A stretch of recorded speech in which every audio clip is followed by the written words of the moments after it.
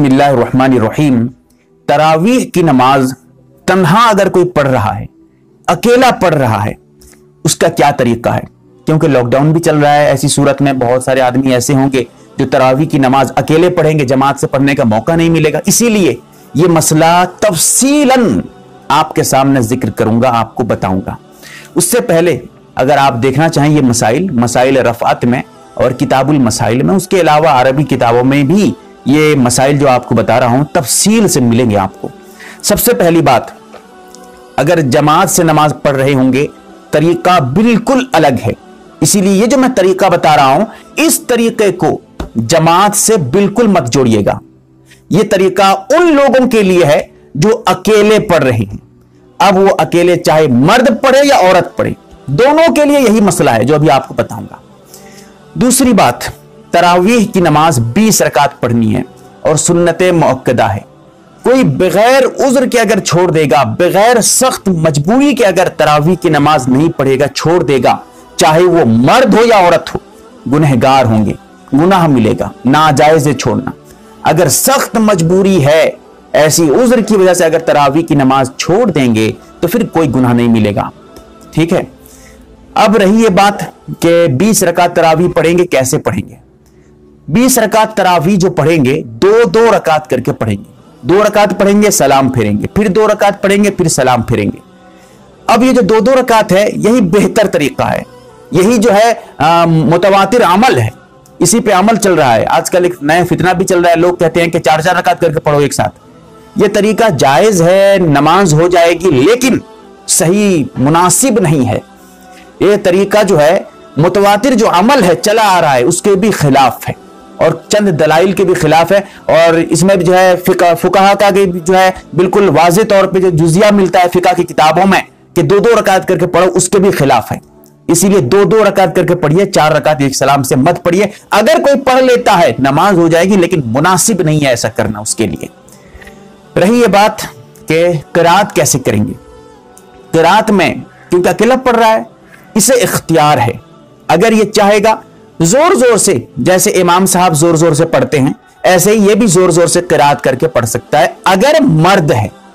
अगर औरत है, बिल्कुल आहिस्ता आहिस्ता पढ़ेगी। औरत के लिए जोर से क़िराअत है ही नहीं, कोई भी नमाज हो। ठीक है।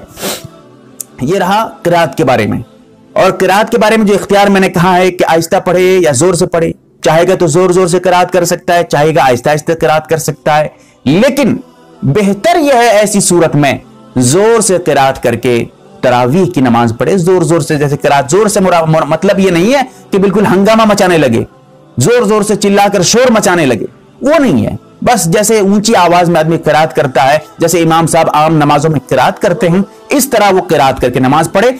ये बेहतर तरीका है जोर से पढ़ना तरावीह की नमाज अकेले में। अगर आप जमात से पढ़ रहे हो तो अलग मसला है। ठीक है। उसके बाद नियत कैसे करेंगे तरावीह की? नियत कहते हैं दिल के इरादे को। दिल में अगर आप सोच लेते हैं मैं तरावीह की नमाज पढ़ रहा हूं, अल्लाहु अकबर, बस हो गई आपकी नमाज। यही है नियत। नियत दिल के इरादे को कहती हैं। और जो दिल में आप सोच रहे हैं, जो करने आप दिल में करना चाह रहे हैं, उसको जबान से अदा कर लेंगे तो फिर तब भी दुरुस्त है और यह बेहतर है जबान से अदा कर लेना। कोई जरूरी नहीं है जबान से, जिस तरह आमतौर पे लोग जो है नियत करते हैं, जबानी तौर पे रट्टा मारते हैं, वो तरीका जरूरी नहीं है। कर लेंगे तो ठीक है, जायज है। असल ताल्लुक नियत का दिल से है। ठीक है। अब रही है बात कि जो क़िराअत करेंगे उनमें चंद बातों का लिहाज रखें। सबसे पहला मसला यह है, तरावीह की नमाज में कोई सूरतें मखसूस नहीं है कि इन्हीं सूरतों को पढ़ेंगे तभी नमाज होगी, इसी तरतीब से पढ़ेंगे तभी नमाज होगी, अलम तरा से लेकर नास तक पढ़ेंगे तभी आपकी नमाज होगी तरावीह की नमाज, वरना आपकी नमाज नहीं होगी। ये जो अलम तरा से लेकर सूरह नास तक रखा गया है, ये एक आसानी के लिए है, ताकि जब नास तक आप पहुंच जाएंगे तरतीबवार क़िराअत करते करते, ऐसी सूरत में आपकी 10 रकात हो जाएगी। फिर जब आप दोबारा फिर अलम तरा से नास तक पहुंच जाएंगे तो आपकी 20 रकात हो जाएगी। हिसाब रखने में आपके लिए आसानी होगा, इसीलिए यह कहा जाता है आम लोगों के लिए। वरना आप जिस तरह चाहेंगे उस तरह क़िराअत कर सकते हैं। कोई भी सूरत आप रकात में पढ़ सकते हैं, पहली रकात में, दूसरी रकात में, कोई भी सूरा आप पढ़ सकते हैं। कुरान की आयतें कहीं से भी पढ़ सकते हैं, चाहे वो 30 पारे से हो या 1 पारे से हो या 10 पारे से हो। लेकिन चंद बातों का ख्याल रखिएगा। वो क्या है? सबसे पहली बात, जैसे मैं मिसाल देकर समझा दूं आपको, सूरह लहब के बाद क्या है? सूरह जो है इखलास है, जिसको आप कुल हुवल्लाहु अहद कहते हैं। उसके बाद सूरह फलक है, उसके बाद सूरह नास है। तरतीबवार है। ये जो तरतीबवार है, तरतीबवार पढ़ना बेहतर है। बीच में एक सूरा का छोड़ देना, जैसे आपने सूरह लहब पढ़ा, सूरह लहब पढ़ने के बाद सूरह इखलास को आपने छोड़ दिया, सूरह फलक पढ़ा, बीच में एक सूरा मुकम्मल आपकी छूट गई, इस तरह करना बेहतर नहीं है, मकरूह तंजीही है। सवाब तो कमी नहीं होगी सवाब में, लेकिन मुनासिब नहीं है, अच्छा नहीं है ऐसा करना। मुसलसल पढ़िए, एक के जो सूरा है उसके बाद जो सूरा है वही पढ़िए, वरना कम से कम 2 सूरा, यानी बीच में एक सूरा मत छोड़िए, 2 सूरा छोड़ के फिर आगे पढ़ सकते हैं, कोई बात नहीं। एक सूरा आप पढ़ते हैं, बीच में 2 सूरा छोड़ देते हैं, सूरह लहब पढ़ते हैं, उसके बाद सूरह जो है इखलास है, सूरह फलक है, उसको छोड़ दिए, सूरह नास पढ़े, कोई हरज नहीं, कोई मकरूह, कोई कराहत नहीं।